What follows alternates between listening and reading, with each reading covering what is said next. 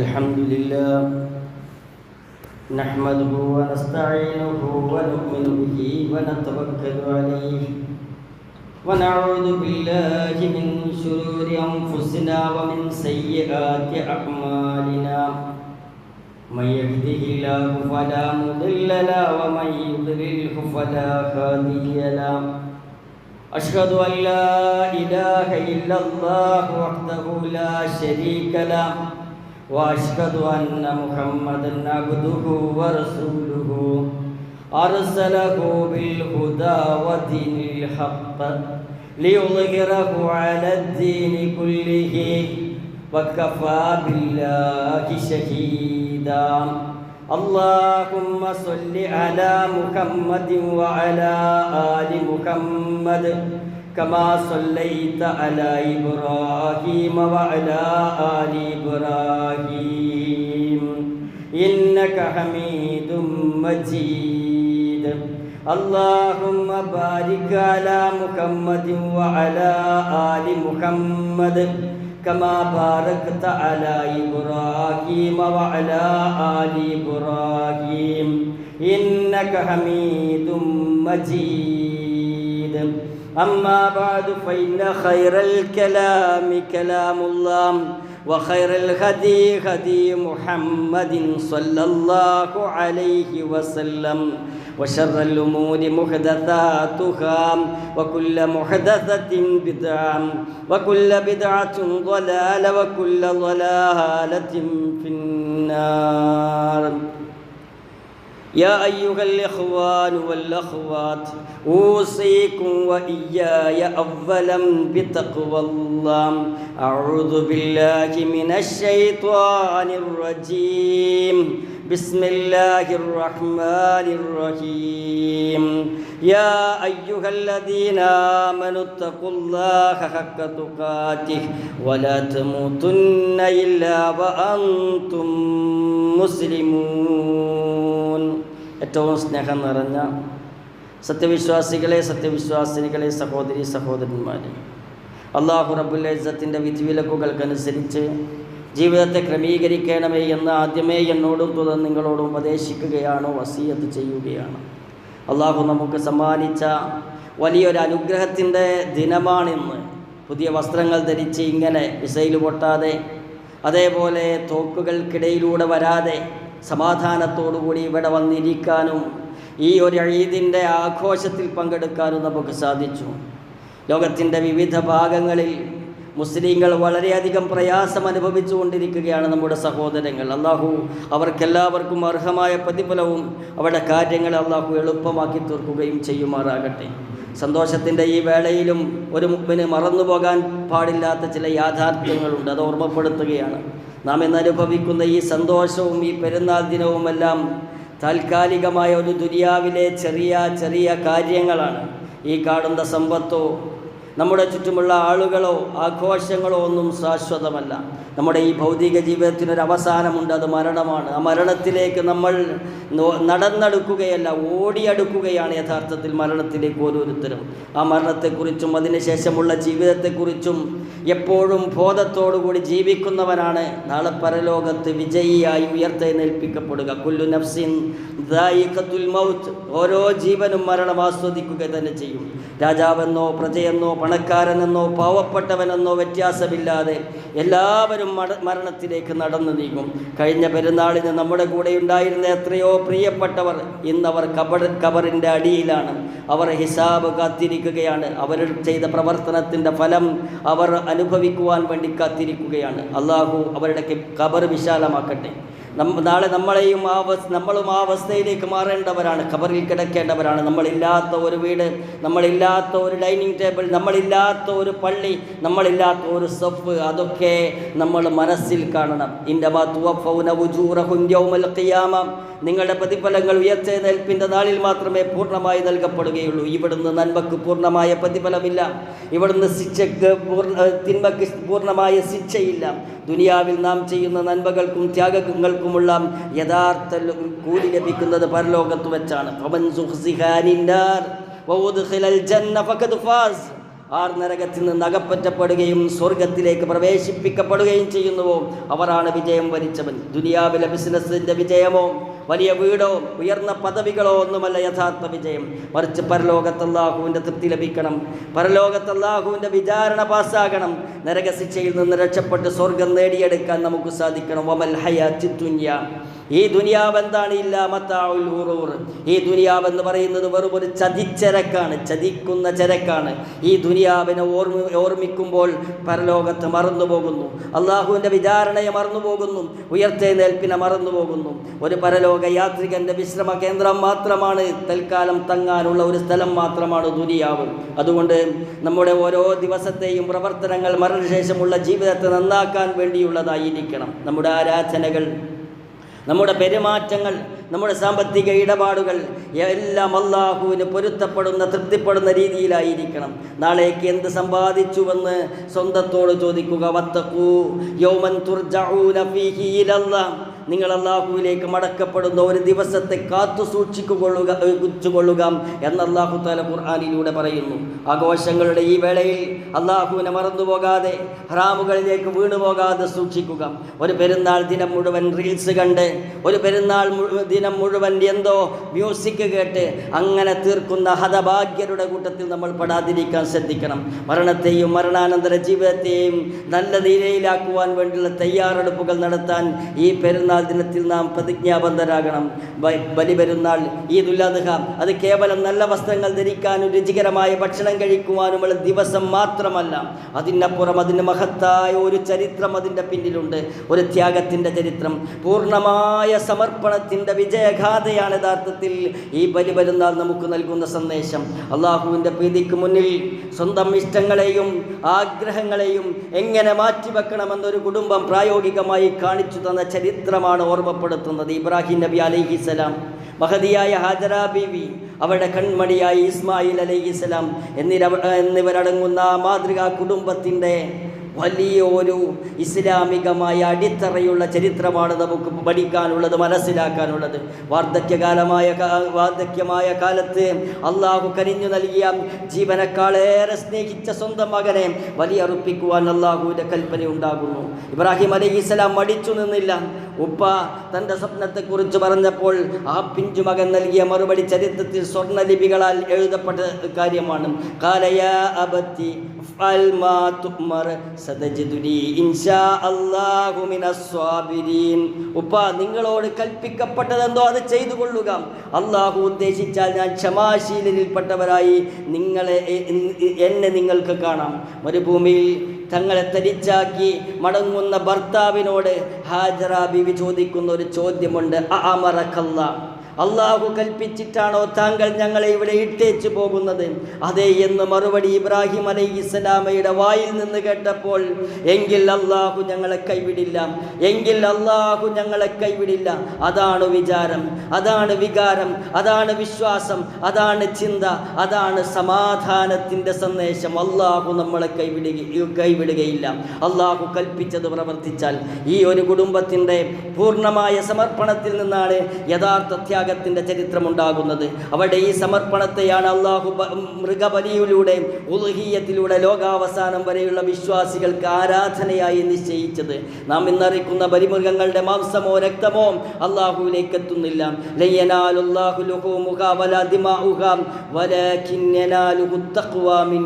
അതിൻ്റെ മാംസമോ അതിൻ്റെ രക്തമോ അല്ല അള്ളാഹുവിലേക്ക് എത്തപ്പെടുന്നത്, മറിച്ച് ആ ബലിമൃഗത്തെ അറുക്കുന്ന സമയത്ത് മനസ്സിലുണ്ടാകുന്ന തഖ്വയാണെന്ന് അല്ലാഹു തആല സൂചിപ്പിക്കുന്നു. എൻ്റെ റബ്ബിൻ്റെ കൽപ്പനയ്ക്ക് മുമ്പിൽ എൻ്റെ അഹങ്കാരം, എൻ്റെ സ്വാർത്ഥത, എൻ്റെ തെറ്റായ ആഗ്രഹങ്ങൾ എല്ലാത്തിനെയും ബലിയർപ്പിക്കാൻ ഞാൻ തയ്യാറാണ് എന്നാണ് ബലിയുടെ ഏറ്റവും വലിയ സന്ദേശം. അതുകൊണ്ട് തന്നെ ഈ പെരുന്നാൾ ദിനത്തിൽ മൃഗബലി അറുക്കുന്നതോടൊപ്പം നമ്മുടെ ഹൃദയത്തിലെ തിന്മകളെ, അള്ളാഹുവിൻ്റെ കൽപ്പനയ്ക്ക് വിരുദ്ധമായ താല്പര്യങ്ങളെ അറുത്തുമാറ്റാൻ നമുക്ക് സാധിക്കണം. അള്ളാഹുവിൻ്റെ ദീനിനു വേണ്ടി, കുടുംബത്തിന് വേണ്ടി, നന്മയ്ക്ക് വേണ്ടി ചെറിയ ത്യാഗങ്ങളെങ്കിലും ചെയ്യാൻ നമ്മൾ തയ്യാറാകുമ്പോഴാണ് ഈ ഒരു പെരുന്നാളിൻ്റെ ആഘോഷം പൂർത്തിയാകുന്നത്. അള്ളാഹു നമ്മുടെ ബലികർമ്മങ്ങളെയും ത്യാഗങ്ങളെയും സ്വീകരിക്കുമാറാകട്ടെ. നാം നിൽക്കുന്നിടം സമാധാനപൂർണ്ണമാകണം. മഹാനായ ഇബ്രാഹിം അലൈഹിസ്സലാമയുടെയും കുടുംബത്തിൻ്റെയും ത്യാഗസ്മരണകൾ പുതുക്കുന്ന ഒരു വേളയിൽ നാം ആലോചിക്കേണ്ട ഏറ്റവും വലിയൊരു സംഗതി, മനുഷ്യൻ എത്രയൊക്കെ സമ്പത്തുണ്ടായാലും സൗകര്യങ്ങളുണ്ടായാലും അവൻ ജീവിക്കുന്ന നാടും വീടും സമാധാനമില്ലാത്തതാണെങ്കിൽ ആ ജീവിതം ദുരിതപൂർണമായിരിക്കും. അതുകൊണ്ട് നാം നിൽക്കുന്നിടം, നമ്മുടെ വീടുകൾ, നമ്മുടെ മഹല്ല്, നമ്മുടെ നാട് സമാധാനപൂർണ്ണമായി നിലനിർത്താൻ ഓരോരുത്തരും പരിശ്രമിക്കണം. സൽസ്വഭാവം, ക്ഷമ, അനുസരണം ഇതൊക്കെ നമ്മുടെ ജീവിതത്തിൽ ഉണ്ടാകണം. ജീവിതം സമാധാനപൂർണ്ണമാകാൻ പ്രാർത്ഥനയോടൊപ്പം തന്നെ നമ്മുടെ ഭാഗത്തു നിന്നും സൽസ്വഭാവം, ഹുസ്നുൽ ഖുൽഖ് ഉണ്ടായിരിക്കണം. ഒരു മനുഷ്യൻ്റെ വിശ്വാസത്തിൻ്റെ പൂർണ്ണത അവൻ്റെ സ്വഭാവത്തിൻ്റെ മഹിമയിലാണ്. എത്ര നമസ്കരിച്ചാലും, എത്ര തഹജ്ജുദ് നമസ്കരിച്ചാലും, എത്ര സുന്നത്ത് നോമ്പെടുത്താലും നാവ് ശരിയല്ലെങ്കിൽ, സ്വഭാവം ശരിയല്ലെങ്കിൽ അവന് നാളെ പരലോകത്ത് മുഫിലിസായി പാപ്പരായി എഴുന്നേൽപ്പിക്കപ്പെടേണ്ടി വരും. സ്വബറുണ്ടായിരിക്കണം, ക്ഷമയുണ്ടായിരിക്കണം. അതുകൊണ്ട് നാവിനെ കെട്ടിയിടാൻ സാധിക്കണം. പ്രതിസന്ധികളിൽ ക്ഷമ കൈക്കൊള്ളാനും അള്ളാഹുവിൻ്റെയും റസൂലിൻ്റെയും കൽപ്പനകൾ അനുസരിക്കാനും നമുക്ക് സാധിക്കണം. ജീവിതത്തിൽ മുതിർന്നവരോടും മാതാപിതാക്കളോടും അനുസരണയോടുകൂടി പെരുമാറാനുള്ള മാനസിക വിശാലത നമ്മൾ നേടിയെടുക്കണം. നമ്മുടെ സ്വഭാവത്തിന് ഏറ്റവും വലിയ കോട്ടം വരുത്തുന്നത്, നിലവിലുള്ള നല്ല ബന്ധങ്ങൾ പോലും തകർത്തു കളയുന്നത് പലപ്പോഴും ഈ നാവിൻ്റെ അശ്രദ്ധയാണ്. ഒരു നിമിഷത്തെ കോപം കൊണ്ടോ ചിന്താശൂന്യത കൊണ്ടോ നാം പറയുന്ന വാക്കുകൾ ഹൃദയങ്ങളിൽ വലിയ മുറിവുകൾ ഉണ്ടാക്കും. നാവിനെ സൂക്ഷിച്ചാൽ മാത്രമേ നമുക്ക് ബന്ധങ്ങൾ നിലനിർത്താനും ഉത്തമ സ്വഭാവിയായി മാറാനും സാധിക്കുകയുള്ളൂ. അതുകൊണ്ടാണ് പ്രവാചകൻ തിരുമേനി സല്ലല്ലാഹു അലൈഹി വസല്ലം വിശ്വാസത്തെയും നാവിൻ്റെ സൂക്ഷ്മതയെയും പരസ്പരം ബന്ധിപ്പിച്ച് സംസാരിച്ചത്.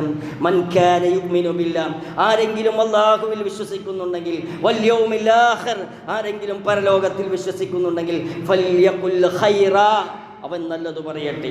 ഔലിയസ്മുത്, നല്ലത് പറയാൻ കഴിയുന്നില്ലെങ്കിൽ അവൻ മിണ്ടാതിരിക്കട്ടെ. ഒരു വിശ്വാസി സംസാരിക്കുമ്പോൾ ഒന്നുകിൽ അത് കേൾക്കുന്നവർക്ക് ഉപകാരമുള്ള നന്മ നിറഞ്ഞ വാക്കുകളായിരിക്കണം, അല്ലെങ്കിൽ അവൻ മൗനം പാലിക്കണം. പരദൂഷണം, ഏഷണി, പരിഹാസം, ചീത്തവാക്കുകൾ എന്നിവയിൽ നിന്നെല്ലാം നാവൊതുക്കി വെക്കാൻ ഈ പെരുന്നാൾ ദിനത്തിൽ നമ്മൾ ശീലിക്കേണ്ടതുണ്ട്. സ്വഭാവത്തിൻ്റെ ഏറ്റവും ആദ്യത്തെ പരീക്ഷണം നടക്കുന്നത് സ്വന്തം വീട്ടിലാണ്, സ്വന്തം കുടുംബത്തിലാണ്, സ്വന്തം അകത്തളത്തിലാണ്. പുറത്തു വലിയ മാന്യത നടിക്കുകയും വീട്ടിൽ ക്രൂരമായി പെരുമാറുകയും ചെയ്യുന്നത് വിശ്വാസിയുടെ രീതിയല്ല. നമ്മുടെ മാതാപിതാക്കൾ, ഭാര്യ, മക്കൾ, സഹോദരങ്ങൾ എന്നിവരോടുള്ള കടമകൾ കൃത്യമായി പൂർത്തിയാക്കൽ നമുക്ക് ബാധ്യതയുണ്ട്. നമ്മുടെ പെരുമാറ്റം കൊണ്ടോ വാക്കുകൊണ്ടോ അവരെ ഒരു തരത്തിലും ബുദ്ധിമുട്ടിക്കുകയോ വെറുപ്പിക്കുകയോ ചെയ്യരുത്. വീട്ടിൽ ക്ഷമയും വിട്ടുവീഴ്ചയും ശീലമാക്കുക. പിണക്കങ്ങളും പരിഭവങ്ങളും ഉണ്ടെങ്കിൽ ഈ ഈദിൻ്റെ ദിനത്തിൽ അതെല്ലാം മായ്ച്ചു കളഞ്ഞ് പരസ്പരം പുഞ്ചിരിയോടെയും സ്നേഹത്തോടെയും കൈകോർക്കാൻ നമുക്ക് സാധിക്കണം. ഇതിന് വേണ്ടത് ഒന്നാമത്തത് പ്രാർത്ഥനയാണ്.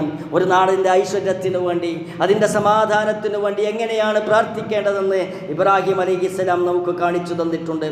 വഇദ് ഖാല ഇബ്രാഹിം റബ്ബി ജഅൽ ഹാദാ ബലദൻ ആമിന, ഈ നാടിനെ സമാധാനമുള്ള നാടാക്കണമേ എന്ന് ഇബ്രാഹിം അലൈഹിസ്സലാം പ്രാർത്ഥിച്ചു. നിരന്തരമായി പ്രാർത്ഥിക്കണം. സമാധാനം തേടിയാലേ സമാധാനം നമുക്ക് ലഭിക്കുകയുള്ളൂ. അതിന് ശേഷമാണ് ആ നാട്ടിലെ ജനങ്ങളുടെ ജീവിക്കാനുള്ള വിഭവത്തെക്കുറിച്ച് ആഹാരം നൽകണമേ എന്ന് പറഞ്ഞത്. ആ പ്രാർത്ഥനയുടെ ഫലമാണ് ഇന്ന് മക്ക രാജ്യത്തിൻ്റെ അഭിവൃദ്ധി. ആ പ്രാർത്ഥനയുടെ ഫലമാണ് മക്കയിൽ അങ്ങനെ ആളുകൾ വന്നു പോകാനുള്ള വിഭവങ്ങൾ ഒരുക്കാനുള്ള കാരണമായത്. ഈ ഇബ്രാഹിമിൻ്റെ മാതൃക ഉൾക്കൊണ്ട്, ഇബ്രാഹിം അലൈഹിസ്സലാമിൻ്റെ മാതൃക ഉൾക്കൊണ്ട് നാടിൻ്റെയും വീടിൻ്റെയും സമാധാനത്തിനായി നിരന്തരം പ്രാർത്ഥിക്കേണ്ടതുണ്ട്. നാട് നന്നാകണമെങ്കിൽ ആദ്യം നമ്മുടെ വീടുകൾ സമാധാനമുള്ളതാകണം. പരസ്പരം പോരടിക്കുന്ന, ബഹളങ്ങൾ വെക്കുന്ന ഇടങ്ങളല്ല വിശ്വാസിയുടെ വീടുകൾ, മറിച്ച് റഹ്മത്തും സക്കീനത്തും സമാധാനവും ശാന്തിയും ഇറങ്ങുന്ന വീടുകളാകണം. നമുക്ക് വാക്കുകളോ പ്രവൃത്തികളോ കാരണം നമ്മുടെ കുടുംബത്തിലോ അയൽപ്പക്കത്തിലോ നാട്ടിലോ ഉള്ള ആരുടെയും സമാധാനം തകരാൻ പാടില്ല. നാം ജീവിക്കുന്ന ഈ നാടിൻ്റെ നന്മക്കും ഐക്യത്തിനും വേണ്ടി പ്രാർത്ഥിക്കണം. നാട്ടിൽ സമാധാന അന്തരീക്ഷം നിലനിന്നാലേ ഒരു വിശ്വാസിക്ക് ആരാധനയിൽ ശ്രദ്ധിക്കാൻ സാധിക്കുകയുള്ളൂ. അവൻ്റെ കാര്യങ്ങൾ നല്ല രൂപത്തിൽ മുന്നോട്ട് പോവുകയുള്ളൂ. മക്കളോട് പറയാനുള്ളത്, മാതാപിതാക്കളെ അനുസരിക്കണം. അവരോട് അങ്ങേയറ്റത്തെ വിനയത്തോടും ബഹുമാനത്തോടും കൂടി പെരുമാറണം. അവരോടൊരിക്കലും അനാദരവ് കാണിക്കരുത്. അള്ളാഹുവിൻ്റെ കൽപ്പന നടപ്പിലാക്കാൻ വന്ന പിതാവ് ഇബ്രാഹിം അലൈഹിസ്സലാമക്ക് മുന്നിൽ പൂർണ്ണമായി കീഴടങ്ങിയ മകൻ ഇസ്മായിൽ അലൈഹിസ്സലാമയുടെ അനുസരണമാണ് അനുസരണമാണ്, അനുകരണമാണ്, ആ ഒരു അനുധാവനമാണ്, അല്ലെങ്കിൽ അതിൻ്റെ കീഴൊതുങ്ങലാണ് നമ്മുടെ മാതൃക. ഉപ്പയോടും ഉമ്മയോടും എന്ന് പോലും പറയാതെ അവരുടെ വാർദ്ധക്യത്തിൽ അവർക്ക് തണലായി നിൽക്കാൻ നമുക്ക് സാധിക്കണം. മാതാപിതാക്കളോട് പറയാനുള്ളത്, നിങ്ങളുടെ മക്കളെ കേവലം ഭൗതിക വിദ്യാഭ്യാസം ഉള്ളവർ ആക്കുക മാത്രമല്ല, ദീനീ ബോധവും അള്ളാഹുവിനെ കുറിച്ചുള്ള ഭയമുള്ളവരുമാക്കി മക്കളെ വളർത്താൻ ശ്രദ്ധിക്കണം. നാളെ പരലോകത്ത് വെച്ച് മക്കളെക്കുറിച്ച് നിങ്ങൾ ചോദിക്കപ്പെടും. ഇബ്രാഹിം അലൈഹിസ്സലാം തൻ്റെ മകന് നൽകിയ ദീനീപരമായ വളർത്തലാണ് ഇസ്മായിൽ അലൈഹിസ്സലാമയെ ചരിത്ര പുരുഷനാക്കി മാറ്റിയത്. മക്കളുടെ ഹൃദയങ്ങളിൽ ചെറുപ്പം മുതലേ ഈമാനിൻ്റെ വിത്തുവാകാൻ സാധിക്കണം. ഭർത്താക്കന്മാരോട് പറയാനുള്ളത്, നിങ്ങളുടെ തണൽ കൊതിച്ചു വന്ന ഭാര്യമാരോട് കരുണയോടും സ്നേഹത്തോടും കൂടി പെരുമാറാൻ സാധിക്കണം. അവരെ ശകാരിക്കാനോ അവരെ ഉപദ്രവിക്കാനോ ഉള്ളവരല്ല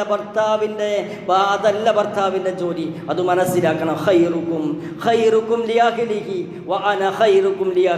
പ്രവാചകൻ സല്ലല്ലാഹു അലൈഹി വസല്ലം പറഞ്ഞു, നിങ്ങളിൽ ഉത്തമൻ തൻ്റെ കുടുംബത്തോട് ഭാര്യയോട് നന്നായി പെരുമാറുന്നവനാണ്.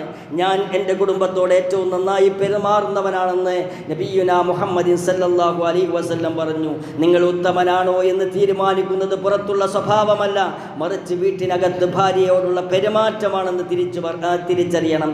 ഭാര്യമാരോട് പറയാനുള്ളത്, നിങ്ങൾ കുടുംബത്തിൻ്റെ ഐശ്വര്യ വിളക്കുകളാണ്. അള്ളാഹുവിനെ ഭയപ്പെടുകയും ഭർത്താവിനെ അനുസരിക്കുകയും ചെയ്തുകൊണ്ട് നിങ്ങളുടെ വീടുകളെ സമാധാനപൂർണ്ണമാക്കണം. വീടിനകത്തെ സമാധാനം നിലനിർത്തുന്നതിൽ ഈ ഭാര്യമാർക്ക് വലിയ പങ്കുണ്ട്. ക്ഷമയോടും വിട്ടുവീഴ്ചയോടും കൂടി കുടുംബത്തെ നയിക്കാൻ സാധിക്കണം. അങ്ങനെ മുന്നോട്ട് പോകാൻ സാധിക്കണം. അയൽവാസികളോട് പറയാനുള്ളത്, നമ്മുടെ വീടിന് തൊട്ടടുത്ത് താമസിക്കുന്ന അയൽക്കാരൻ്റെ അവകാശങ്ങൾ വകവെച്ചു കൊടുക്കണം. അവൻ്റെ വഴി, അവൻ്റെ അതിര്, അവൻ്റെ മരം, അതിനൊക്കെ ഒരു തീരുമാനമുണ്ടാക്കി സമാധാനപൂർവ്വം ജീവിക്കാൻ സാധിക്കണം. അവർ പട്ടിണി കിടക്കുമ്പോൾ വയറു നിറച്ചുണ്ണുന്നവൻ വിശ്വാസിയല്ലെന്ന വാചകം ഏതു സമയത്തും നമ്മുടെ കാതിലലക്കണം. നമ്മുടെ വാക്കുകൊണ്ടോ പ്രവൃത്തി കൊണ്ടോ അയൽക്കാരനെ പ്രയാസപ്പെടുത്തരുത്. മാസാല ജിബ്രീലു യൂസിനി ബിൽജാർ ഹത്താ ദനന്തു അന്നഹു സയുവരിസുഹു. അയൽക്കാരൻ്റെ കാര്യത്തിൽ ജിബ്രീൽ അലൈഹിസ്സലാം എന്നോട് വസിയത്ത് ചെയ്തുകൊണ്ടേയിരുന്നു. ഒടുവിൽ അയൽക്കാരൻ അനന്തരാവകാശം നൽകുമോ എന്ന് പോലും ഞാൻ വിചാരിച്ചു പോയി. അത്രയും കടപ്പാടുണ്ട്. നിങ്ങളുടെ കൂടെ ജോലി ചെയ്യുന്നവരോടും സഹപ്രവർത്തകരോടും പൂർണ്ണമായ വിശ്വാസ്യത പുലർത്തണം. അവരെ ചതിക്കരുത്, അവരെ വഞ്ചിക്കരുത്. അവരുടെ അവകാശങ്ങളിലും അർഹതപ്പെട്ട കൂലിയും കൃത്യസമയത്ത് നൽകാൻ സാധിക്കണം. കൂടപ്പിറപ്പുകളുടെ കൂടെ ജീവിക്കുന്നവരോട്, ഒരേ ഉദരത്തിൽ നിന്ന് ജനിച്ചു വളർന്ന സഹോദരന്മാർ തമ്മിൽ ഒരു പിണക്കവും പാടില്ല. കുടുംബ ബന്ധം ചേർക്കുക എന്നത് അള്ളാഹു ഏറെ പ്രതിഫലം നൽകുന്ന കാര്യമാണ്. മുൻകാലങ്ങളിലെ സ്വത്ത് തർക്കങ്ങളോ മറ്റു പിണക്കങ്ങളോ ഉണ്ടെങ്കിൽ ഈ പെരുന്നാൾ ദിനത്തിൽ അതെല്ലാം മറന്ന് പരസ്പരം കെട്ടിപ്പിടിച്ചൊന്നാവാൻ സാധിക്കണം. പ്രവാചകൻ സല്ലല്ലാഹു അലൈഹി വസല്ലം ശക്തമായി മുന്നറിയിപ്പ് നൽകിയ ഒരു കാര്യമാണ്, ലാ യദ്ഖുലുൽ ജന്നത ഖാതിഉൻ. കുടുംബബന്ധം മുറിച്ചവൻ സ്വർഗത്തിൽ പ്രവേശിക്കുകയില്ല. സഹോദരങ്ങളെ, ഈ പറയപ്പെട്ട എല്ലാ വിഭാഗങ്ങളോടും നീതിയോടും സ്നേഹത്തോടു കൂടി പെരുമാറാൻ നമുക്ക് സാധിക്കണം. ഈ വിശുദ്ധമായ പെരുന്നാൾ സുദിനം വെറും ഒരു ദിവസത്തെ ആഘോഷം കൊണ്ട് അവസാനിക്കേണ്ടതല്ല, നമ്മുടെ ജീവിതത്തിൽ വലിയൊരു മാറ്റത്തിൻ്റെ തുടക്കമാകണം. ഇബ്രാഹിം അലൈഹിസ്സലാമക്കും കുടുംബവും തങ്ങളുടെ ജീവിതം അള്ളാഹുവിന് മുമ്പിൽ പുതുക്കി പണിതതുപോലെ ഈ പെരുന്നാൾ വേളയിൽ നമ്മൾ ചില കാര്യങ്ങൾ തീരുമാനിക്കണം. ശക്തമായ തീരുമാനങ്ങൾ ഉണ്ടാകണം. ഒന്നാമതായി, ഇനി മുതൽ എൻ്റെ ജീവിതത്തിൽ എത്ര വലിയ തിരക്കുകളുണ്ടായാലും 5 വക്ത് നമസ്കാരം ഞാൻ കൃത്യമായി നിർവഹിക്കുമെന്ന ഉറച്ച തീരുമാനം ഉണ്ടാകണം. നമസ്കാരം എപ്പോഴെങ്കിലും പാഴായി പോയിട്ടുണ്ടെങ്കിൽ ഇനി മരണം വരെ എൻ്റെ ജീവിതത്തിൽ അത് സംഭവിക്കില്ലെന്ന് ഉറപ്പിക്കാൻ നമുക്ക് സാധിക്കണം. രണ്ടാമത്തെ കാര്യം, യഥാർത്ഥ മുസ്ലിം എന്നാൽ അവൻ്റെ നാവും അവൻ്റെ കൈയും മറ്റുള്ളവർക്ക് സുരക്ഷിതമായിരിക്കണം. ഇനിമേൽ എൻ്റെ നാവ് കൊണ്ടോ കൈ കൊണ്ടോ ഞാൻ ഒരു മനുഷ്യനെയും വേദനിപ്പിക്കുകയില്ല, ആരുടെയും മനസ്സു തകർക്കുകയില്ല എന്ന പ്രതിജ്ഞ എടുക്കാൻ പറ്റണം. മൂന്നാമത്തത്, വ്യക്തിപരമായ ഈഗോകൾ മൂലം സഹോദരങ്ങളോടും ബന്ധുക്കളോടും പിണങ്ങി നിൽക്കുന്നവർ നമ്മിലുണ്ടാകാം. 3 ദിവസത്തിലധികം പിണങ്ങി നിൽക്കാൻ ഇസ്ലാമിൽ അനുവാദമില്ല. ഈ പെരുന്നാളിൽ സലാം പറഞ്ഞുകൊണ്ട് പിണക്കങ്ങൾ മറന്ന് മുന്നോട്ട് വരിക. ഇങ്ങനെ മുന്നോട്ട് പോകാൻ നമുക്ക് സാധിക്കണം. ഏറ്റവും ഒടുവിലായി പറയാനുള്ളത്, മനസ്സു നന്നാക്കണം. നമ്മുടെ വസ്ത്രങ്ങളോ പുറമേ കാണുന്ന നമ്മുടെ വസ്ത്രങ്ങളോ ശരീരഭംഗിയോ അല്ല അള്ളാഹു നോക്കുന്നത്. പോകുന്നത്, മറിച്ച് നമ്മുടെ ഹൃദയത്തിലേക്കാണ്, നമ്മുടെ പ്രവർത്തനങ്ങളിലേക്കാണ്. കപടത, അസൂയ, അഹങ്കാരം, പരസ്പരമുള്ള വിദ്വേഷം, ഈ ഹൃദയ മാലിന്യങ്ങളിൽ നിന്നെല്ലാം മനസ്സിനെ ശുദ്ധീകരിക്കണം. ഖദ് അഫ്ലഹ മൻ സക്കാഹ വഖദ് ഖാബ മൻ ദസ്സാഹ.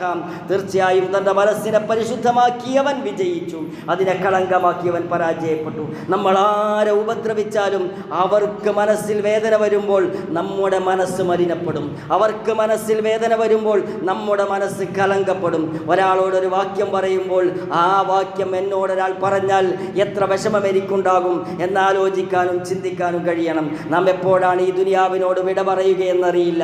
അള്ളാഹുവിലേക്ക് മടങ്ങേണ്ടവരാണ് നാം.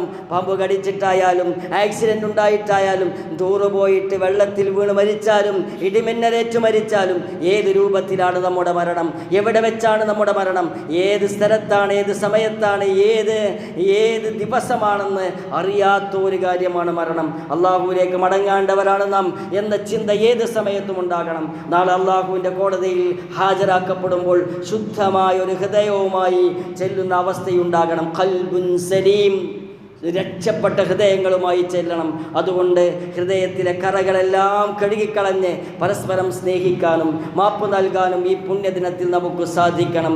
ഇന്നല്ലദീന ആമനു വഅമിലു സ്വാലിഹാത്ത് വഅഖാമുസ് സ്വലാത്ത് വആതസ് സകാത്ത് ലഹും അജ്റുഹും ഇൻദ റബ്ബിഹിം വലാ ഖൗഫുൻ അലൈഹിം വലാ ഹും യഹ്സനൂൻ. വിശ്വസിക്കുകയും സൽക്കർമ്മങ്ങൾ പ്രവർത്തിക്കുകയും നമസ്കാരം മുറ പോലെ നിർവഹിക്കുകയും സകാത്ത് കൊടുക്കുകയും ചെയ്യുന്നവർക്ക് അവരുടെ രക്ഷിതാവിങ്കിൽ അവർ അർഹിക്കുന്ന പ്രതിഫലമുണ്ട്. അവർക്ക് യാതൊന്നും ഭയപ്പെടേണ്ടതില്ല, അവർ ദുഃഖിക്കേണ്ടി വരികയില്ല. നമ്മുടെ ദുഃഖമൊക്കെ നമസ്കാരത്തിൻ്റെ കാര്യത്തിൽ ശ്രദ്ധിക്കാത്തത് കൊണ്ടാണ്, സകാത്ത് കൊടുക്കാത്തത് കൊണ്ടാണ്, അതേപോലെയുള്ള കാര്യങ്ങൾ ആ മുഅ്മിനീങ്ങളോട് നല്ല നിലയിൽ പെരുമാറാത്തത് കൊണ്ടാണ് ദുഃഖവും നിരാശയും പ്രയാസവും ഭയപ്പാടും ഒക്കെ വരുന്നത്. ഈ പെരുന്നാൾ ദിനത്തിൽ അള്ളാഹു നമ്മുടെ ബലികർമ്മങ്ങളെയും ആരാധനകളെയും പ്രാർത്ഥനകളെയും സ്വീകരിക്കുമാറാകട്ടെ. നാം അറിഞ്ഞും അറിയാതെയും ചെയ്തു പോയ എല്ലാ പാപങ്ങളും അള്ളാഹു പുറത്തു മാപ്പാക്കി തരട്ടെ. ഈ ദുനിയാവിൽ സന്തോഷത്തോടെ ജീവിക്കാൻ തൗഫീക്ക് നൽകിയതുപോലെ പരലോകത്തും മുത്തുനബി സല്ലല്ലാഹു അലൈഹി വസല്ലമയുടെ കൂടെ സ്വർഗത്തിൽ ജന്നാത്തുൽ ഫിർദൗസിൽ ഒത്തുകൂടാൻ അള്ളാഹു നമ്മയും നമ്മുടെ കുടുംബത്തെയും നമ്മുടെ മാതാപിതാക്കളെയും നമ്മുടെ കൂട്ടുകാരെയും അനുഗ്രഹിക്കുമാറാകട്ടെ. اللهم تقبل منا صلاتنا وصيامنا وقيامنا وأضحيتنا. اللهم أعز الإسلام والمسلمين. ربنا آتنا في الدنيا حسنة وفي الآخرة حسنة وقنا عذاب النار. وصلى الله على محمد وعلى آله وصحبه وسلم والحمد لله رب العالمين.